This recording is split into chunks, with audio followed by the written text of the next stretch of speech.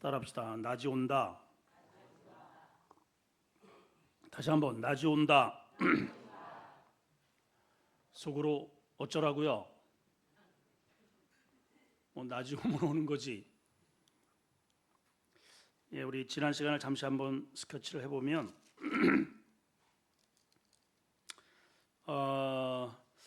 중반부에는 아무튼 자기 아들이죠. 이스마엘을 그리고 비록 몸종이었던 하갈이지만 아무튼 아들을 낳아준 그 어미와 함께 아이를 광야로 내어모는 그런 아픔도 겪었습니다. 그리고 이제 이런저런 아픔을 가지고 그랄 땅에서 아브라함이 또 새롭게 공동체의 삶을 시작하는 그런 모습이 22절서부터 기록이 되어 있습니다. 아브라함이 그곳에서 선한 영향력을 미친 것 같아요. 그리고 그 좋은 소문이 그랄 왕 아비멜렉에게까지 전달이 되었습니다. 그리고 아비멜렉이 군대 장관과 더불어서 신복들과 함께 아브라함을 찾아옵니다. 그리고 부탁을 하죠. 당신 소문이 우리나라 우리 지방의 사람과는 뭔가 좀 다르다고 내가 들었다. 여러 가지 당신이 또 믿는 그 하나님이 내가 보기에는 참 신실하신 것 같고 살아있는 것을 당신의 삶을 통해서 우리에게 보여줘서 정말 고맙다. 그래서 앞으로도 계속해서 그러한 신실함을 변하지 말고 우리에게 그러한 모습으로 선한 영향력을 끼쳤으면 좋겠습니다.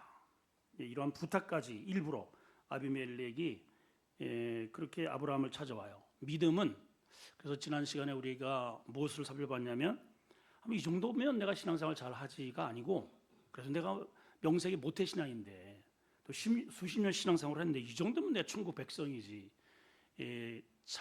자기 자신의 검증된 그러한 신앙의 모습이 아니고 우리의 신앙은 타인을 통해서 검증이 되어야 된다 하는 것을 우리가 살펴봤습니다. 그래서 믿지 않는 여러분 가정에 누군가가 내가 당신 보니까 정말 하나님 계신 것 같네. 그거 진짜 신앙이에요. 여러분 그런 은혜가 있기를 축복합니다. 자화자찬은 누가 못하겠어요, 그죠? 자, 그래서 그 말을 듣고 아브라함이 알겠습니다. 내가 맹세하겠습니다. 그리고서 이제 아무리 왕이라 할지라도 무턱대고 그 맹세를 덥석 받아들이지 않아요. 우물에 관련되어서 분명히 자기가 우리나라에 뭐 아무나 땅 파면은 물이 나오는 그런 지역이지만 여기는요 물 구하기가 정말 힘듭니다. 그래서 우물이 하나 생기면 마을이 생기고 성읍이 생기는 거죠. 그렇게 어렵게 우물을 팠는데 아비멜렉의 그런 신복들이 그 그랄 사람들의 그 쉽게 얘기하면 덩치들이 와서 우물을 빼앗은 것에 대해서 이제 때가 되었을 때 권리 주장을 했다. 우리가 여기까지 살펴봤습니다. 당연히 하나님께서 내게 주신 것이고 우물은 나에게 생수인데 빼앗긴 게 있었다 하는 거예요. 여러분 그것을 다 올해 회복하는 은혜가 있기를 축복합니다. 기도의 영성 또 예배의 은혜의 자리 다 우물이에요. 하나님께서 내게 주시는 생수가 터져 나오는 그런 것들을 만일 마귀에게 빼앗긴 채 그냥 당연하게 여기듯 그렇게 신앙생활하면 안 됩니다. 권리 주장 하셔야 됩니다. 아멘. 자, 그리고 나서 이제 맹세 언약을 체결하게 되죠. 오늘은 그 언약을 체결하는 구체적인 내용들이 소개가 되어 있습니다. 자, 오늘 제목을 저는 낫이 온다 그랬어요. 낫. 낫의 반대는 뭐예요? 안 낫이에요? 너무 길들여져가지고 낮의 반대는 밤이죠. 지금 아브라함이 밤 같은 시절을 많이 보냈어요. 근데 늘 우리가 어두운 밤 힘들고 고난 가운데 지내지 않는다. 하나님이 때가 되면 반드시 우리에게 밝은 낫을 주신다 이 말이에요. 태양이 떠오르게 하시고 희망을 주신다 이런 뜻입니다. 자, 그러면 낫을 기다리는 우리 믿음의 성도의 자세는 어떠해야 되는가? 자, 27절 한번 봅시다. 낫을 기다리는 우리의 자세입니다. 시작. 아브라함이 양과 소를 가져다가 아비멜렉에게 주고. 자, 동그라미 하시고 별표를 해놓으세요.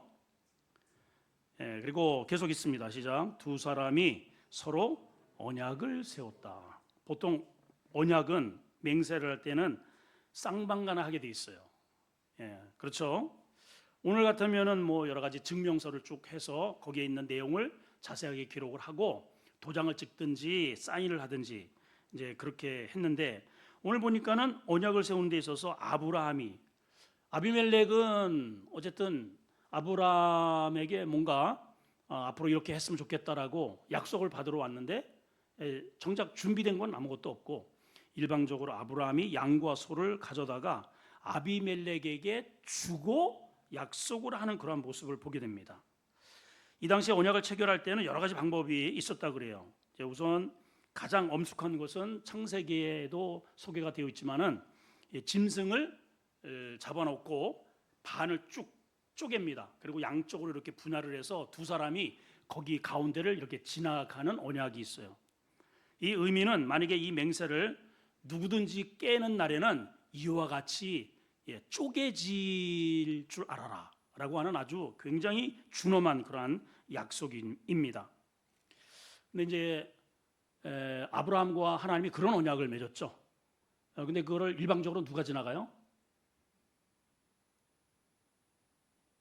하나님. 누가 지나가요? 아, 진짜. 아브라함은 안 지나가고 하나님이 지나가요. 하나님. 당신이 그렇게 해놓고 하나님이 지나가. 이 말은 일방적으로 네가 지키든 말든 나는 이 약속을 반드시 지킨다. 하나님이 그렇게 우리에게 약속을 하셨기에 우리가 구원받는 겁니다. 두 번째는 음식을 나누면서 언약을 하는 그러한 방법이 있어요. 그러니까 음식을 서로 낯선 이와 아니면 또 언약을 하는 그 상대와 음식을 나눈다는 것은 어떤 의미냐면 우리는 한마디로 이제 한 공동체라는 그런 뜻이 있어요. 가족 공동체. 특히 이제 우리 믿음의 성도들 가운데서는 언약 공동체. 그래서 음식을 나누는 사람과는 절대로 상대를 비방하거나 욕하거나 피해를 주거나 이런 일을 해서는 안 된다고 하는 묵인의 약속이 되어 있는 것이죠. 그래서 예수님이 이 세상을 다 이제 공생애를 끝나고 십자가를 지러 그리고 아버지께로 갈 때에 그동안에 함께 했던 자들과 뭘 했냐면은 음식을 나누는 일을 하셨어요. 자기의 상징적인 떡을 나누시면서 또 포도주를 나누시면서 우리는 이 언약 말씀의 한 언약 공동체다. 이거 절대로 잊지 마라. 우리는 한 가족이다. 근데 한 사람이 배신을 하죠. 가룟 유다가. 그러니까 그 떡의 의미 속에 같이 예수님의 떡을 받아 먹었음에도 불구하고 예수님을 배반했다는 것은 그가 언약 안에 있지 않은 존재다라는 것을 성경이 증명을 해주는 거예요. 세 번째는 또 한 가지가 있는데 오늘 이제 본문에 이러한 방식의 언약입니다. 선물을 주고받는 겁니다. 선물. 그래서 선물을 주고받음으로써 이 방법은 오늘 보면은 아브라함이 일방적으로 아비멜렉에게 이제 여기 앞에도 보면은 양과 소를 가져다가 아비멜렉에게 주고 언약을 맺었다. 이런 표현이 나오죠. 자, 왜 그럴까? 아브라함은 그러니까 뭔가를 이렇게 주는 것은 쉽게 말하면 갑과 을 가운데에 이 언약을 체결하는 데 있어서 을에 해당되는 뜻이에요. 을에. 사실은 아브라함이 왕이 찾아올 만큼 세력이 괜찮았고 인정이 되었고 또 그 신복들도 절대로 무시할 수 없는 그러한 세력을 형성하고 있었어요. 근데 아브라함이 오히려 아비멜렉에게 이렇게 양과 소를 주고서 맹세를 언약을 체결하려고 한 것은 이런 의미가 있습니다. 내가 아무리 이곳에서 사람들이 나를 인정하고 내 세력이 있다 할지라도 나는 여전히 이 땅의 나그네다. 그리고 당신이 이곳의 주인이다라는 것을 공식적으로 인정을 하는 것입니다. 그러니까 이거는 아브라함의 아주 기가 막힌 지혜를 여기에서 얻을 수 있는데 이게 바로 신앙 생활하는 우리 성도들의 그런 아브라함이 믿음의 조상이라고 하잖아요. 그러한 좋은 본보기를 우리한테 주고 있다는 거예요. 우리가 비록 이 땅에 머물러 살지만 우리는 잠시 지나치는 나그네고, 이해가 되시죠? 그래서 우리가 이 세상을 함부로 하거나, 이 세상에 대해서, 이 세상의 임금인 아비멜렉을 함부로 하거나 욕을 하거나 질서를 무시하거나 이러면 안 된다는 거예요. 절대로 안 됩니다. 하나님의 백성은 절대로 세상 나라를 무시하면 안 돼요. 여호와의 증인 같은 경우에는 국기에 대해서 인사도 안 합니다. 또 심지어는 유대인들은 특히 그 오도독시라고 있어요. 아주 본래의 정통 유태인들, 이런 사람들은 군대도 안 갑니다. 우리나라도 마찬가지죠. 군대 안 가는 그런 종교도 있고 국기에 대해서 경례도 안 합니다. 그리고 우리는 오직 하나님의 법에만 우리는 순종을 하지, 국가가 정한 이런 세속법에는 우리는 정하지 않아. 그래서 교통 우랑바리 좌샤브라리 교통 신호 안 지켜요. 진짜입니다, 진짜. 완전히 아주 골수분자 유대인들은 그런 사람들이 있다 그래요. 자, 성경적일까요? 아닙니다, 여러분. 주님이 뭐라고 말씀하셔요? 너희는 천국의 빛이요 소금이라고 말씀하지 않았어요. 어디에? 세상의 빛이 되고 소금이 되라 그러셨어요. 빛이 뭐예요? 왜 어둡나? 라고 할 게 아니고 너를 희생해서 어둠을 밝혀라. 세상이 이러쿵저러쿵 썩는다고 얘기하지 말고 내가 녹아져서 방부제 역할을 하고 만나는 저 세상 속에 스며들어서 그 맛없이 살아가는 사람들에게 맛을 내라. 이게 소금과 빛의 역할이에요. 그러니까 우리가 절대로 믿지 않는 시부모라 한다고 해서, 직장에서 믿지 않는 상사라고 해서, 또 가끔씩 오면 막 핍박하는 우리 남편에서 속으로다가 이 막이야! 막 이럴 때 있단 말이에요. 절대로 그러면 안 됩니다. 왜 막입니까? 막이 짓을 하는 것이지 그 영혼은 불쌍히 여기시고, 그렇다 할지라도 인내하고 끊임없이 선한 모습을 우리가 견주해서 내가 하나님의 자녀임을 열매로 삶으로 보여야 된다는 거예요. 아브라함이 지금 딱 그러고 있는 거예요. 그 모델을 우리한테 보여주고 있어요. 자, 두 번째, 아주 굉장히 오늘 중요한 부분이 나오는데 한번 따라할까요? 기꺼이 대가를 지불하자. 시작. 자, 볼펜 드시고 언더라인을 몇 개 좀 하겠습니다. 28절부터 봅니다. 아브라함이 언더라인 7 안양 새끼 언더라인 하세요. 따로 놓고 29절 아비멜렉이 아브라함에게 이르되 이 7 안양 새끼 언더라인 따로 놓으면 어찌미냐. 30절 시작. 아브라함이 이르되 30절 시작.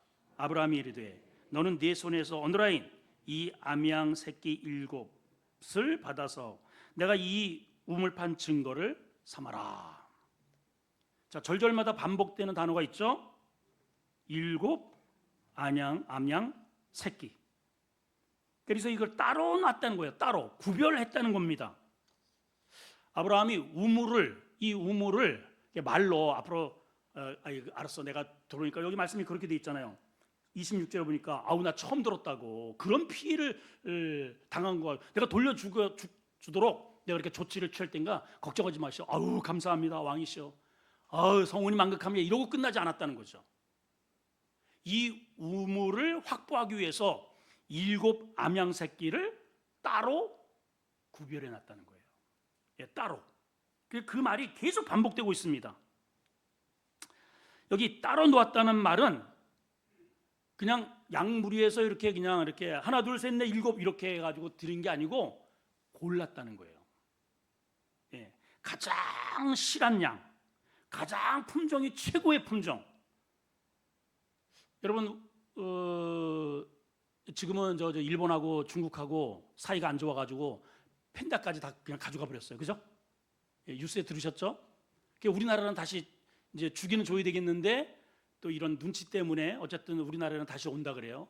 근데 내가 보기에는 그럼 팬다가 뭐라고 맨 똥구덩 얘기해가지고 지저분하고 막 냄새나고, 근데 그거 한번 보겠다고 일본에서는요 거기 딱 서가지고 사진 찍고 지나가는 게 딱 뭐 30초인가 1분인가 그거 성해가지고 하면은 그 지금 자고 있는데 그거 보겠다고 자는 그 팬더 보겠다고 그 난리를 쳐요 세상에. 야 그게 뭐라고? 똑같은 거예요 여기가. 예, 아비멜렉의 그 진영에는 목초 이게 목동 생활을 하는 사람들이 아닙니다. 그러니까 양은 우리 지금으로 우리나라의 식으로 보면 팬다만큼 귀해. 근데 아브라함의 직업이 뭐예요? 베두인이에요. 목동이에요. 그러니까 아비멜렉이 부러워하는 게 바로 그거예요. 아우 저기에는 치즈도 나오고 우유도 나오고, 이야 뭐 양털로다가 또 여러 가지 그러한 제조도 할 수 있고, 자기들은 없는 거예요. 그 가운데에서 제일 좋은 거 일곱이라는 것은 완전수입니다. 그것이 충분하게 여기에서도 정착할 수 있을 만큼 최고로 좋은 어린 양들을 뽑아서 따로 굴려놨던 거예요. 오죽하면 아비멜렉이 지금 뭐라고 하고 있냐면 이렇게 얘기하고 있어요. 29절 한번 읽어보세요. 시작. 아비멜렉이 아브라함에게 이르되 이 일곱 암양 새끼를 따라 놓으면 어찌미뇨? 어찌미뇨? 이 표현은 감탄사입니다. 오 족장님 이거를 나한테 주겠다고요? 어찌미뇨? 이런 거예요. 우리로 보면 별것 아닌 것 같은데 이 시대상 속에서 보면은 펜다만큼이나 귀하다 이런 의미입니다. 자 그럼 우리가 생각을 해봐야 돼요. 아브라함이 이거는 경쟁력입니다. 그렇죠? 자기가 가지고 있는 이 경쟁력을 함부로 이거를 다른 사람한테 이거를 공표하게 되면 자기의 가치가 그리고 자기의 정체성도 문제가 생길 수 있단 말이에요. 자기는 나는 오로지 이거 가지고 먹고 지금 사는데, 예. 근데 이거를 저 사람들에게 이걸 뿌리는 순간 함께 지내더라도 이 가치가 떨어질 수 있어요. 그렇죠? 똑같이 피자집은 나만 해야지 이게 전부 다 와가지고 장사 잘 된다고 이거 어떻게 하는 거야? 어떻게 하는 거야? 오는 사람마다 가르쳐가지고 피자집이 예를 들어서 10개가 생겼어요. 그러면 나한테 이득이 돼요? 망하는 거죠. 그럼에도 불구하고 아브라함이 따로 가장 실한 양들을 구별해서 아비멜렉에게 제공을 합니다. 이유가 뭘까요?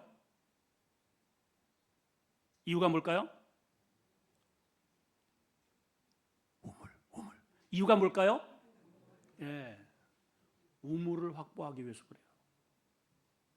우물 확보. 자, 왜 그럴까요? 우물은 양들도 뿐만 아니고 이 뜨내기에 자기에게 있어서는 생존권이 달려있는 문제입니다. 이제 이 땅에 와서 이 우물을 내 명의로 하나의 우물을 확보하는 것은 이제 갈대아 우르에서 떠나서 왔다리 갔다리 했잖아. 왔다리 정처 없이 여기 갔다 저기 갔다가 헤매던 그런 아브라함에 의해서 비로소 믿음의 정착지를 얻게 되는 그런 굉장히 중요한 베이스 캠프가 된다 이 말이에요. 베이스 캠프. 그래서 이것을 얻기 위한 그러한 대가 지불을 미련 없이 결행을 하고 있다 이 말입니다. 대가 지불. 여기 이제 그렇게 해놓고 이름을 뭐라고 했느냐면은 부엘세바라. 한번 따라합시다. 부엘세바. 당연히 단어가 두 개겠죠. 부엘이라고 하는 것은 부엘, 우물이라는 뜻이고, 세바는 두 가지 뜻이 있어요. 맹세라는 뜻이 있고 일곱이라는 뜻이 있어요. 일곱. 그러니까 일곱 양을 가장 귀한 것들을 그렇게 아비멜렉에게 제공을 하고, 그래서 세바예요. 그리고 그곳에 이것이 확실하게 우리의 우물이 되었다라는 그러한 것으로 언약을 세워놓고 이름을 거기다 붙여놓은 거예요. 부엘세바라고. 그러니까 의미로 본다면은 일곱의 우물. 이 일곱의 우물은 어떤 뜻이냐? 완전한 내 거 이런 뜻이에요. 이 우물은 완전한 내 거, 내 소유. 그러니까 지금 뜨내기에서 상수가 끊임없이 터져 나오는 생명수를 완전히 내 것으로 확보한 거예요. 자, 저 좀 보세요. 우리 신앙생활을 하면서 늘 신앙이 왔다리 갔다리 고개를 어떤 때는 말씀이 들어와가지고 할렐루야 하다가 또 조그만 문제가 생기면 나 죽는다 그냥 언제 내가 예수 믿었나, 이러한 고개 비행을 많이 합니다. 그 왜 그런가? 신앙에 내운물이 없어서 그래요. 있나요, 여러분? 담임 목사가 이렇게 설교해서 알아듣는 거 말고 여러분 자신이 노력해서 여러분 내가 아무리 어려운 환경에서도 내 우물 끊임없이 내가 마실 수 있고 퍼먹을 수 있는 그런 어떤 루트를 가지고 있느냐 이거예요. 오늘 본문이 그걸 얘기하는 거예요. 있나요, 없나요? 대답해. 있어요, 없어요? 있어요, 없어요? 어떤 사람은 그게 큐티일 수 있고요, 그게 새벽 기도일 수 있고, 그죠? 예, 기도의 자리일 수 있고, 이게 우물이에요. 나의 우물. 이거를 얻기 위해서 아브라함은 대가지불을 기꺼이 했다 이 말이에요. 지금 그 뜻이에요. 우리는 자꾸만 핑계를 대면 어우 그 비싼 거 우리만에 있는 건데 이거를 준다고요? 그러니까 내게 한 개도 없는 거지. 지금 계속 왔다리 갔다리 정처 없이 여기 끼우 저기 끼우, 이 말씀이 좋으나 저 말씀이 좋은가 이러고 다녀요. 기억하셔야 돼요. 내 우물을 소유하셔야 됩니다. 거기에는 뭐가 필요하다? 대가집을, 시간을 투자하시고, 마음의 결단이 있어야 되고. 할렐루야. 대가 없이 뭘 얻겠어요, 여러분? 잠을 좀 아무리 졸려와도 잠에서 깨어나야 되고, 결단을 해야 되고, 대가지불이 필요해요. 대가지불. 예. 그래서 비로소 일곱의 우물, 맹세의 우물, 하나님이 이것은 내 거로 삼으신 맹세, 그래서 세바가 된 거예요. 세바. 자, 주님이 자신을 일으켜서 가리켜서 생수라 그랬잖아요. 요한복음에 보면. 자, 한번 확인 한번 해봅시다. 요한복음 4장 14, 15절 보시면 시작. 내가 주는 물을 마시는 자는 어떻게 된다고요? 영원히 목마르지 않으니 내가 주는 물은 그 속에서 영생하도록 어떤 물이에요? 솟아나는 샘물인 거예요. 이게 세바운물이에요. 솟아나잖아요, 계속. 자꾸만 지금까지 아브라함은 이 건수 찾아다니는 거예요. 이렇게 흐르는 고여 있는 물 없나, 그거로 양들 여기 있다 먹으면 끝나는 거고, 또 갈증 느끼고. 우리에게 생수가 없으면 건수는요 금방 말라요. 금방 말라. 아무리 기도원에 가서 그냥 난리를 치고 주여 해가지고 방언 통역 다 받아도 그거는 건수입니다. 건수. 내 속에서 터져 나오는 생수가 우물이 있어야 돼요. 그런 것을 확보하시기 바래요. 자, 요한복음 7장 37절 하나 더 보겠습니다. 38절 시작. 명절이 끝나 곧 큰 날이 예수께서 와서 외쳐 이르시되 누구든지 목마르거든. 여러분, 누구든지는 다 목말라요. 지금 목 안 마른 사람이 누가 있겠어요? 다 갈증을 느낍니다. 우리는 광야를 걸어가는 한복판에 우리가 살아가고 있어요. 그렇죠? 어떤 사람은 건강에 목마른 사람, 돈에 목마른 사람, 사랑에 목마른 사람, 인정에 목마른 사람이 있어요. 인정. 다 구박받으면 누가 나를 인정해주면 그렇게 좋아해. 그 인정 욕구거든요. 또 이 옷에 목마른 사람, 그냥 쇼핑 보면 눈이 그냥 휙 그냥 이거 자 3분 남았습니다. 3분 심장이 쿵닥쿵닥. 이거 안 하면은 진짜 주님이 금방 오실 것 같아. 근데 넘어가질 못해요. 왜 그러느냐? 어렸을 때부터 거기에 목말랐거든요. 내리 언니가 입던 거 꼬질꼬질한 거 그거 물려받아 가지고. 그렇죠? 근데 정작 우리 믿음의 성도들이 목말라야 할 것은 하나님의 말씀이에요. 은혜에 목말라야 돼요, 여러분. 은혜. 누구든지 은혜에 목마른 자는 다 오라. 그러잖아요. 내게로 와서 마셔라. 그게 지금 아브라함이 파놓은 이거를 대가를 지불해서라도 갖고 싶어하는 이 우물이란 말이죠. 38절 시작. 나를 믿는 자는 성경의 이름같이 그 배에서 뭐가 흘러요? 생수의 강이 출렁출렁한다. 생수의 강물이. 이런 은혜가 있기를 바랍니다. 아멘. 예.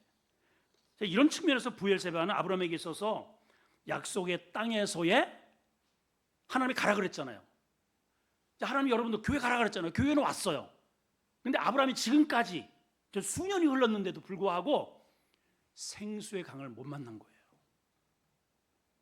그러니까 문제 있을 때마다 이리 피신하고 저리 피신하고 저기 끼고 여기 끼고 뜨내기로 지냈단 말이죠. 비로소 이 브엘 뭡니까? 그랄 땅에서 요만한 내가 비록 여기에 왔다고 하는 점을 하나 딱 찍어 놓은 겁니다. 그게 뭐냐면 은혜, 생물이 터지는 은혜의 샘이에요. 은혜의 샘. 여러분들이 손 아름다운 교회를 은혜의 샘물이 터지는 장소로 꽉 봉인하시길 바라요. 할렐루야. 이게 신앙생활 하다가 누가 이렇게 왔다리 갔다리 머리 극적 걱정, 가기는 어디를 가냐. 여기가 세반데 머리채를 잡아버려요 그냥. 자, 오늘 결론이에요. 한번 따라합시다. 낮이 온다. 오늘 제목이라 그랬죠. 자, 이게 어떤 의미일까? 자, 낮이 온다. 33절을 먼저 읽습니다. 시작. 아브라함은 브엘세바에 에셀 나무를 심고 거기서 영원하신 여호와의 이름을 불렀으며 34절 시작. 그가 블레셋 사람의 땅에서 여러 날을 지냈다. 이렇게 읽으면 뭐 별로 이렇게 감동되는 그런 메시지가 없는 것처럼 보입니다. 감동이 오시나요? 예. 저는요 이제 이 말씀 드리려고 지금 앞에 거를 빨리 했어요. 참 이 안에 어마어마한 내용이 있더라고요. 자, 우선 아브라함이 그랄 땅에 오기 전까지는 끊임없이 떠돌이고 긴장의 연속이었고 초조하고 불안한 삶을 살았습니다. 아브라함에게 있어서 비록 하나님의 말씀을 가지고 이 약속의 땅에 교회 왔는데도 늘 불안한 거예요. 안정이 안 돼요. 끊임없이 쫓겨다니고 이사 다니고 그게 일상이에요. 일상. 그런데 모처럼 이 그랄 땅에서는 모처럼 안정된 모습을 보여요. 하나님이 안정된 삶을 주신 거죠. 하나님을 모르는 사람들로부터 심지어는 왕까지 찾아와서 자기를 인정을 해주고 평화와 조화까지 맺어가면서 이제는 여기에서 주둔해서 장막을 짓고 살 만큼 그러한 우물까지 공식적으로 확보를 하는 쾌거를 이룹니다. 아브라함에게 있어서 지금까지 이렇게 약속의 말씀을 듣고 평화로울 때가 없었어요. 한마디로 아브라함에게 낮이 찾아왔다 이 말이에요. 이거예요. 그동안에는 밤중에 삶을 살았어요. 늘 어두웠어요. 어디로 가야 할지도 모르겠고 여기 왔는데 가뭄이 들었대네. 에라 모르겠다. 그냥 저기 애굽에 가가지고 거짓말해서 부인도 빼앗기고 뭐 이런저런 다시 또 올라와가지고 뒤퉁발이 해가지고 또 그랄 땅에서 또 빼앗기고 하여튼 난리 북새통을 칩니다. 또 부인하고 막 그냥 어쩌고 저쩌고 자기 아들을 하나 낳기는 낳는데 그 큰 놈이 그냥 욕을 보이질 않나. 그래서 그 큰 아들을 내어 쫓는 그런 아픔을 갖지 않나. 하여튼 뭐 뒤죽박죽입니다. 그런데 이 그랄 땅에서는 아브라함에게 낮이 찾아왔다. 따라합시다. 나에게 하면 안 되고 나에게도 낮이 찾아왔다. 안 좋은가 봐. 다시 한번. 나에게도 낮이 찾아왔다. 낮은 뭡니까? 희망이죠. 어둠이 물러가고 밝은 대낮이 온 거예요, 여러분.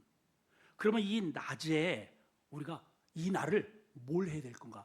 밤에는요 잠을 못 자고 밤새도록 끙끙대고 뒤척거리고 힘들고 혼자 두려움에 이 옆에 콜콜 자는 사람 깨울 수도 없잖아요. 그 거실에 왔다가 갔다가 화장실 갔다가 막 혼자 베란다에 가가지고 카녀 두리번거리고 해봐야 뭐가 보이는 게 있나? 그게 밤이에요. 밤. 나 혼자 고뇌하는. 근데 그게 지나고 아브라함에게 낮이 찾아왔다는 거예요. 자, 이 낮에 아브라함이 뭘 했나? 세 가지를 합니다. 세 가지. 오늘 요거를 좀 얘기하고 싶어요. 자, 첫째, 자 아까 언더라인을 안 한 것 같은데 아브라함이 33절입니다. 자 1번 동그라미 해놓고, 자 1번 뭘 했는가? 브엘세바에 에셀나무를 심었다 그랬어요. 따라합시다. 나무 심었다.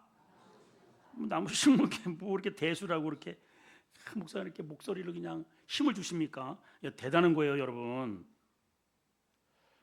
여러분 여유가 없으면 꽃을 가꾸고 무슨 뭐 물을 주고 이런 거 못해요. 꽃 가꾸고 뭐 나무 심고 이런 거는요, 마음에 여유가 있는 사람이 하는 거예요. 빨리 그렇다 그래요, 그렇죠? 뭐 아니 지금 쫓기고 부인이 빼앗겼는데 뭐 한가하게 나무를 심어? 미쳤지. 그럴 여유가 없어요, 여러분. 아니 자식 놈을 갖다가 지금 무인정역으로 내쫓았는데 한가하게 나무를 심어? 꽃을 갖고? 있을 수가 없는 일이죠, 여러분. 그러니까 나무를 심었다는 것은 어떤 뜻이냐? 하나님께서 그 마음에 평안을 주셨다 이 말이에요. 하나님 우리한테 그런 날을 주실 때가 있어요. 그러면 그때 내가 뭘 해야 되느냐 이 말이에요. 자, 우선 에셀나무를 심었다고 하는데 이 에셀나무가 어떤 나무인지는 잘 모르겠어요. 학자들은 타마스크류의 어떤 나무. 그러니까 이 어떤 뜻이냐면은 이런 뜻이에요. 지금 저 여기 자막에 나와 있는데 광야에서 살아남는 생명력을 뜻해요, 이 나무가. 자, 그러면 이걸 믿음과 연결해 봐요. 그동안에 이 사막 한복판에 내던져진 여러분들 마찬가지죠. 세상 한복판에 지금까지 살아가면서 여기 치고 저기 치고 이게 만만치 않거든요, 여러분. 근데 나무를 심었다는 것은 드디어 이 사막 한가운데에서 살아남는 생명력이 있는 이러한 나무, 미래를 심었다라고 하는 그런 의미예요. 두 번째는 나무가 살아나려면 뿌리를 깊이 내려야 됩니다. 이해가 되죠? 제가 그 농사꾼 아들이잖아요, 저도 농사. 근데 한 번은 쓴바구를 키운 적이 있어요. 쓴바구. 그 아버지가 쓴바구를 이제 농사를 한 해 이렇게 했는데, 아니 뿌리가 얼마나 긴지 세상에 쓴바구 뿌리가 진짜 한 거짓말 안 해서 이렇게 길어요. 그러니까 근수가 많이 나가지. 그죠? 그게 돈 많이 벌었다. 근데 놀라운 게 있어요. 이게 단순히 뿌리를 많이 내려, 이게 원래 쓴바구가 이렇게 길게 이렇게 자라질 않아요. 보통 한 요 정도 자라지. 근데 왜 이렇게 깊이 내렸느냐? 이 식물이 기후를 먼저 안다는 거예요. 그래서 얼어 죽을 줄로 알고 뿌리를 깊이 내리는 거야. 그 해에 내가 얼어 죽는 줄 알았어. 얼마나 진짜 그렇더라고. 얼마나 추운지 정말. 세상에 시골이니까 막 그냥 뭐 영하 뭐 10도 15도는 그냥 보통이에요. 그러니까 식물이 벌써 여름에 낮에 겨울 밤을 준비하기 위해서 뿌리를 이렇게 깊이 내리더라고요. 광야의 나무는 보통 그래요. 무슨 말이에요? 이 차디찬 그리고 광야 같은 이 세상 가운데서 우리 믿음의 성도들이 살아남으려면 영적인 뿌리를 깊이 내려야 돼, 여러분. 그런 사람이 생존하는 거예요. 여러분 보세요, 여러분. 믿음의 뿌리를 하나님의 말씀에 내가 깊이 내리고 있는지, 아니면 잔뿌리 몇 개 이렇게 흐느적거리고 있는지. 그래서 봐봐요. 목장 예배 안 드리고. 전에도 이제 여러 차례 말씀드렸어요. 제가 이제 저기 그 기안동에서 이쪽으로 한 4년 동안을 이렇게 차를 타고 왔다 갔다 하는데, 한 해의 여름에 이게 태풍이 여기 한번 몰고 왔는데, 이 나무는요 그 이쪽에 그 포프라 미루나무라 그러죠. 미루나무, 포프라나무 이만해. 그런 것들이 이 길에다 그냥 쿵쿵 이렇게, 우리 집사람 기억나시죠? 예, 그게 막 쓰러져 있는 거예요. 나무는 막 그냥 하늘을 찌르듯 높은데 왜 쓰러졌나 봤더니 뿌리가 이 중간 하나밖에 없어. 잔뿌리가 없더라고요. 그러니 쿵 하고 넘어지죠. 믿음의 성도들도 똑같답니다. 그래서 기도의 뿌리, 말씀의 뿌리, 은혜의 뿌리, 그리고 목장, 여러 많은 권사님들, 집사님들, 장로님들, 담임 목사 이렇게 해가지고 막 여기저기 잔뿌리가 많이 있는 사람은 흔들려도 절대로 안 뽑혀요. 절대로 안 뽑혀. 주일 예배 하나 그냥 쿡 꽂은 사람, 조금만 바람 불면 그냥 슉 뽑히는 거예요. 이게 나무를 심었다는 것은 바로 내가 이제 하나님이 주시는 이 땅에서 믿음의 뿌리를 내리고 정착하리라. 내가 어떤 일이 있어도 또 뽑혀서 애굽이나 이런 데 왔다리 갔다리 하지 않으리라, 이런 뜻이에요, 여러분. 세 번째, 오랜 세월을 견디는 지속성입니다. 나무를 심었다는 거지. 예, 나무는 숲을 이루고 그렇잖아요. 그래서 그 안에 그늘을 제공해서 누군가에게 또다시 쉼터를 제공하는 그런 영적인 의미가 여기에 담겨 있답니다. 자, 그렇다면 왜 아브라함이 에셀 나무를 심었는가? 이거는 저 사람들에게, 그랄 사람들에게 내가 이제는 여기에 잠시 들렸다가 가는 나그네가 아니라 하나님이 약속의 땅에 나를 이쪽에 보내셨으니 내가 앞으로 이 여기에서 이제는 정정당당하게 내 우물을 가지고 성읍을 이루리라고 하는 공식적 선언인 겁니다. 여러분들이 선언하세요. 뿌리를 내리고 나는 하나님의 백성이다. 직장이든 어디 가든 뿌리를 내리고 나는 소속이 하나님의 백성이다. 선언을 하는 게 에셀 나무의 의미예요. 그동안에 보세요. 지금까지 여정을 보면 이집트에서 두려움을 막 흔들렸죠. 그랄에서 또 넘어졌죠. 가정 문제로 심하게 갈등 겪었죠. 예. 뿌리를 내릴 새가 없어요. 조금만 고난 있으면 쪼르륵 왔다 갔다 하니까 뿌리 내릴 새가 조금해서 또 옮기고, 또 뿌리를 내릴만 하면 또 뽑혀서 옮기고, 또 옮기고. 안 됩니다. 진득하니, 그리고 잔뿌리. 옆 사람 얘기하세요. 우리 잔뿌리 좀 많이 내립시다. 그 잔뿌리가 에너지를 뽑아들이는 거예요. 그 잔뿌리가 뭐예요? 매일매일 순간순간 하나님께서 여기에서도 은혜를 좀 주시고 저기에서 은혜 주시고 이러는 거예요. 매일 새벽 기도회를 통해서, 수요 예배를 통해서, 금요 기도를 통해서, 큐티를 통해서, 묵상을 통해서, 이게 다 잔뿌리예요. 잔뿌리. 이번에 우리 저 백절 암송하신 분들 몇 분 저 동해 가가지고 그냥 얼마나 잔뿌리 이렇게 해가지고 이 은혜 망땅. 사모님 그렇죠? 아주 좋아 죽어. 그냥 아주 그냥 잔뿌리. 그런 잔뿌리가 필요해요, 우리에게. 할렐루야. 두 번째는 여호와의 이름을 불렀다 그랬어요. 여호와의 이름을 불렀다는 게 어떤 의미일까요? 그냥 하나님 이런 뜻일까요? 그게 아니에요.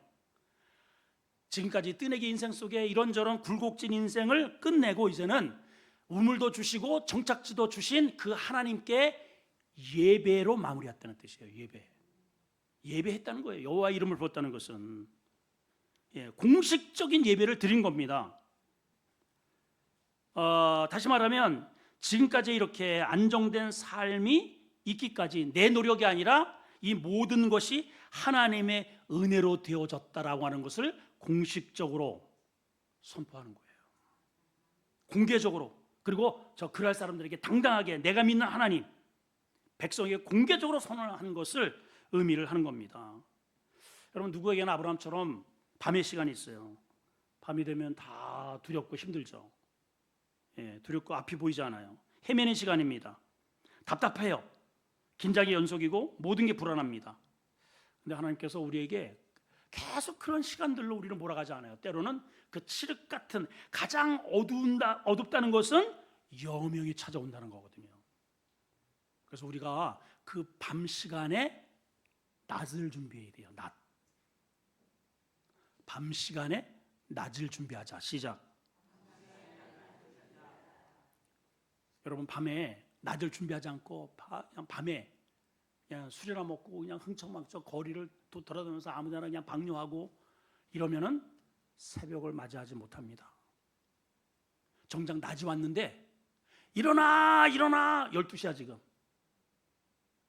해가 중천에 떴는데 지금 예? 엄마가 깨워도 안 일어나요. 왜? 밤에 흥청거렸기 때문에 그래요. 하나님께서 우리에게 밤을 주시는 것은 더 근신하고 기도하면서 낮을 준비하라는 의미가 있어요. 아멘.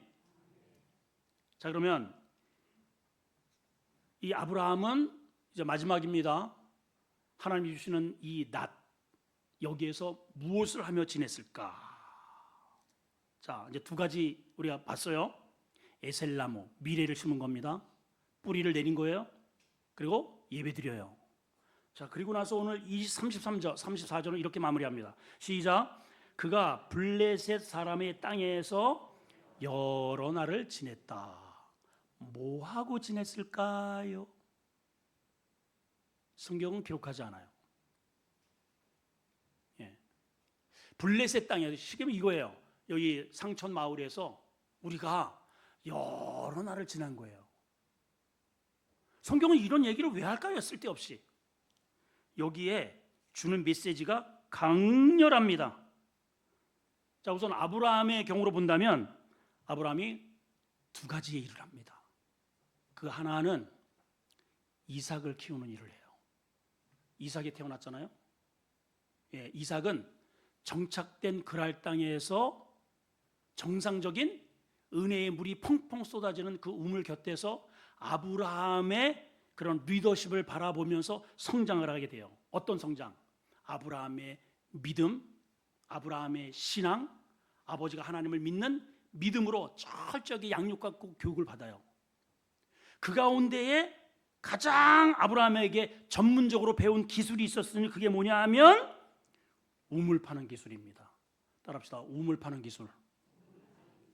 여러분, 이 당시에 우물을 파는 게 아무나 못합니다. 여러분, 예, 지금이야 뭐 계측기로 통해 가지고 저 깊이, 예, 안반석을 뚫고 저기 반석 밑에 있는 것들을 끌어올리는 그런 기술이 있지만 이 당시에는요, 이거 우물, 저 물, 이 밑에 지하 안반에 물이 있다는 것을 아는 것은 엄청난 기술이에요. 근데 아브라함은 이후에 이제 아브라함의 이야기는 안 나오지만은 아브라함이 죽고 이 이삭이 파놓으면은 그럴 사람이 빼앗고 또 파놓으면은 빼앗고 파놓으면 이게 무슨 말이냐면은 파는 족족 물이 나왔다는 뜻이에요. 그러면 그 기술을 누구한테 배웠냐? 아버지한테 배운 거예요. 아버지한테. 이거 성경에 기록이 안 돼 있거든요. 예, 아버지한테 배워요. 그러니까 아버지도 아브라함도 우물 파는 전문가, 그 기술을 아들이 전수받았어요. 그럼 우리는 아버지로부터 무슨 기술을 전수받아야 되는가? 우리도 역시 우물 파는 기술을 전수받아야 됩니다. 어떤 우물? 예, 은혜가 쏟아지는 우물을 파야죠, 여러분. 우리 많은 성도들이 아유, 교회 가도 말씀도 안 들리고 냉랭하고 건조하고 아유, 분위기도 그렇고 맨 이 기상만 따지지 분위기만 따지지 우물을 팰 줄 몰라.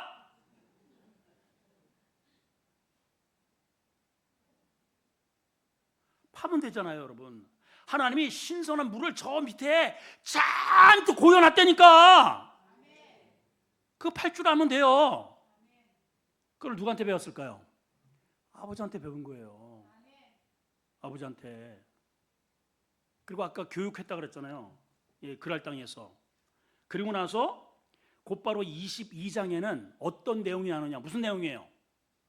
그 아들 이삭을 데리고 그 아들이 어떻게 자랐는지 어떻게 성장했는지 전혀 얘기 없어요. 그래가지고 이제 청소년기가 되었을 때 하나님이 느닷없이 아브라함을 시험하사 이렇게 나와요.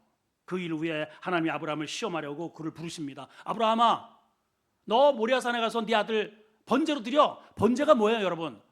그 아들을 홀딱 100% 태워가지고 하나님께 드리는 게 번제예요. 여러분, 이게 가능한 일이에요? 여러분 같은 아들을 그렇게 해서 하나님께 드릴 수 있겠습니까?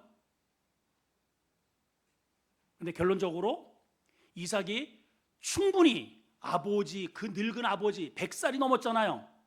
110살이 적어도 넘어요. 110살. 그 할아버지 무슨 힘이 있겠어요? 아야, 아버지 왜 이래요? 아니, 나를 죽이겠다고? 미쳤나 봐, 아버지. 그리고서 그냥 도망가면 끝이요, 그냥. 그리고 더군다나 산에 올라갈 때에는 종들 저 밑에 놓고 아버지랑 둘이 올라갔잖아요. 아버지, 이 나무는 여기 있는데 잡을 양은 어디 있어요? 아버지가 너야 이 썩을 놈아, 속으로는 그러고 하나님이 준비하실 거야. 그리고 올라갔더니 자기를 잡는 거예요.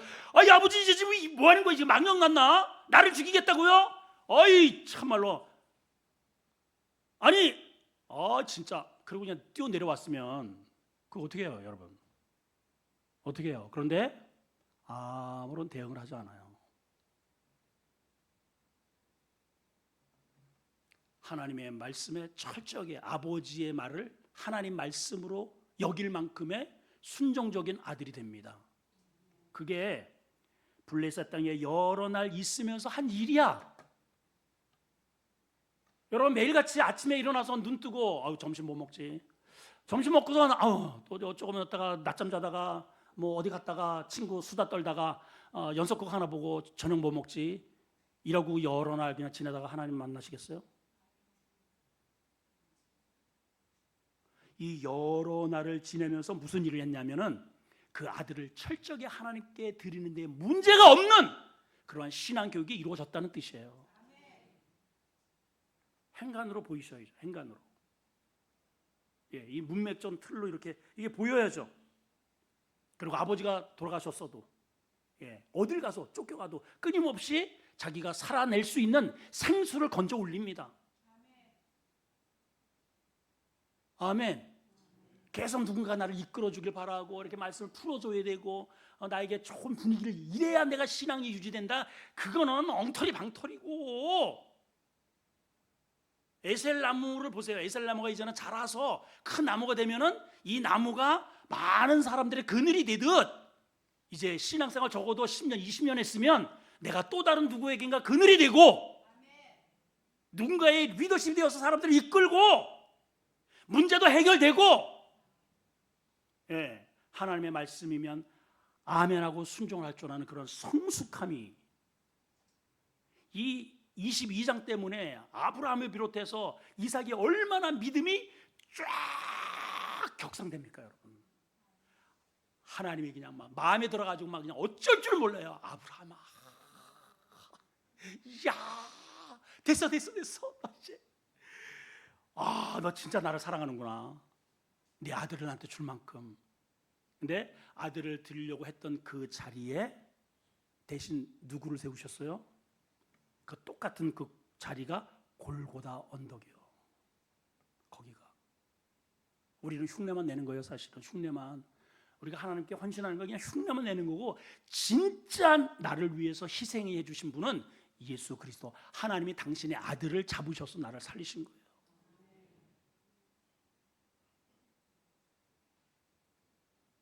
자, 이제 오늘 제목 이해가 되시죠? 따라합시다. 낮이 온다. 하나님이 나에게 낮을 주셨을 때 나는 무엇을 할 것인가? 연속극 한 편 보고 점심, 옆집 아줌마하고 수다 떨다가 저녁,